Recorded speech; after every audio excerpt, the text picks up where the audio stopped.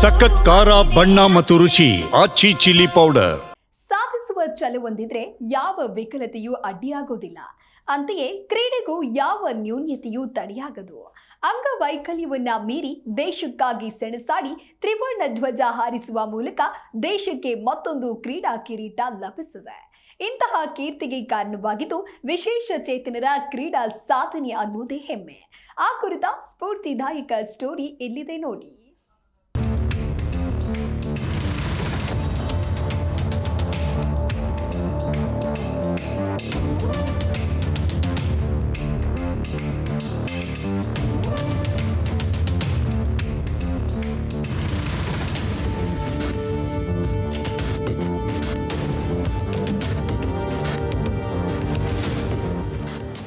ಗೆಲುವು ಅನ್ನೋದು ಯಾರೊಬ್ಬರ ಸ್ವತ್ತು ಅಲ್ಲ.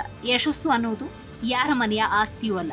ಯಶಸ್ಸಿನ ಹಾದಿಯಲ್ಲಿ ಸಾಗಬೇಕಾದ್ರೆ ಅದರ ಹಿಂದೆ ಹತ್ತಾರು ರೀತಿಯ ಶ್ರಮಗಳಿರುತ್ತೆ. ಈ ಮಾತಿಗೆ ಗದಗ ಜಿಲ್ಲೆಯ ವಿಕಲಚೇತನರು ರಾಷ್ಟ್ರ ಮಟ್ಟದಲ್ಲಿ ಮಾಡಿದ ಸಾಧನೆಯೇ ತಾಜಾ ಉದಾಹರಣೆ. ಮೇಡಮ್, ಇದು ಯಾವ ಆಟ ನೀವು ಯಾವಾಗಿಂದ ಆಡಕತ್ತೀರಿ? Sir throwball sir.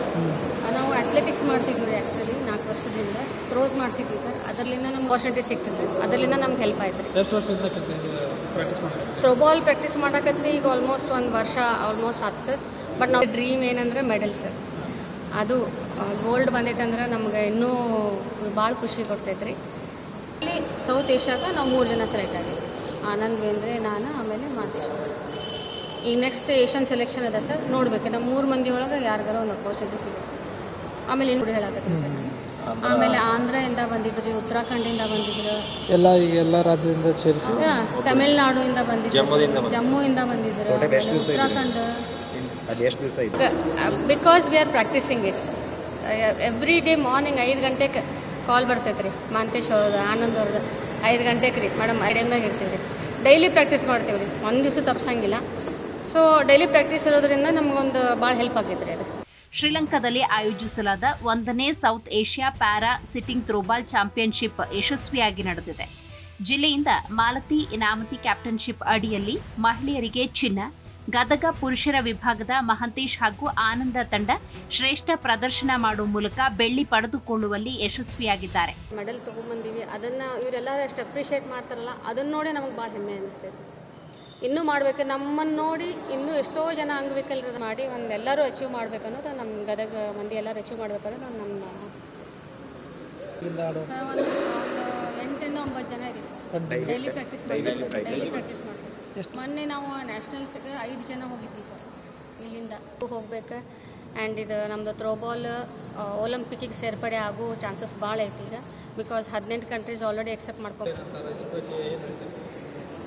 ಎಲ್ಲರೂ ಆಬ್ವಿಯಸ್ಲಿ ಭಾಳ ಖುಷಿ ಪಡ್ತಾರೆ ಸರ್.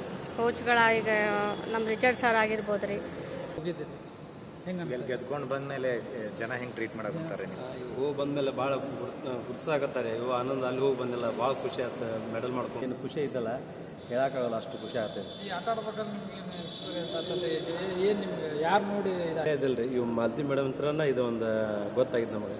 ಯಾಕಂದ್ರೆ ನಾವು ನಮ್ಮಲ್ಲಿ ಪ್ರತಿಭೆ ಇತ್ತು, ಅದು ಗುರುತಿಸೋರಿದ್ದಿಲ್ಲ. World para throwball federation, Asian para throwball federation, Sri Lanka para throwball federation ಈ ಪಂದ್ಯ ನಡೆಸಿಕೊಟ್ಟಿತು.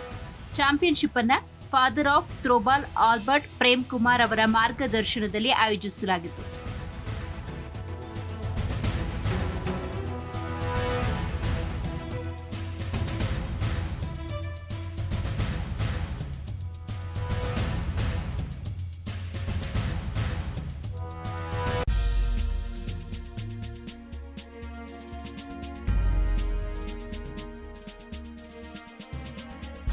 ಮಾಲತಿ ಇನಾಮತಿ ಕ್ಯಾಪ್ಟನ್ಶಿಪ್ ಅಡಿ ಭಾರತ ತಂಡ ಶ್ರೇಷ್ಠ ಪ್ರದರ್ಶನ ನೀಡಿತು.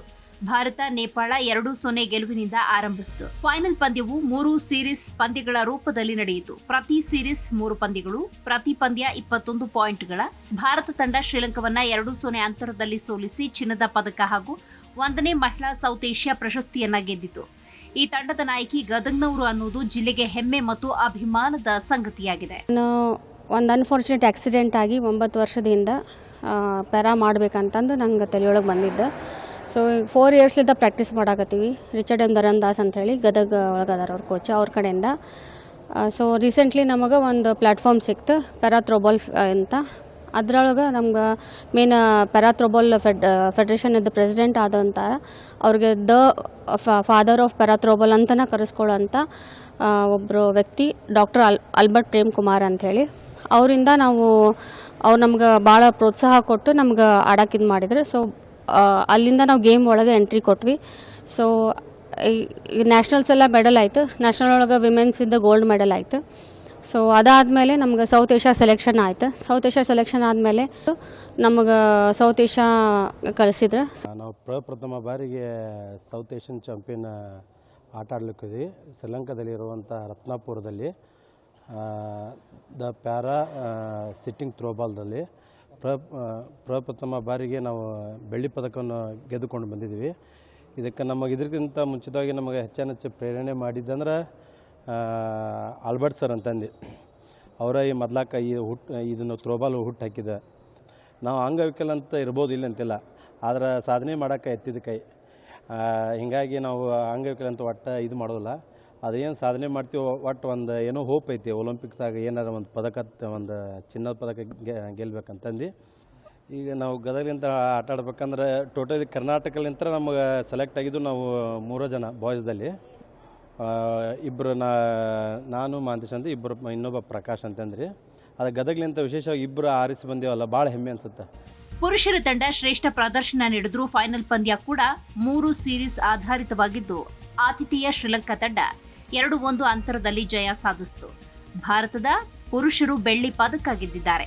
ವಿಕಲಚೇತನರ ಈ ಕ್ರೀಡಾ ಸಾಧನೆ ಕೇವಲ ಜಿಲ್ಲೆಗಷ್ಟೇ ಅಲ್ಲ, ದೇಶದ ಕ್ರೀಡಾ ಸಾಧನೆಗೆ ಮತ್ತೊಂದು ಗರಿ.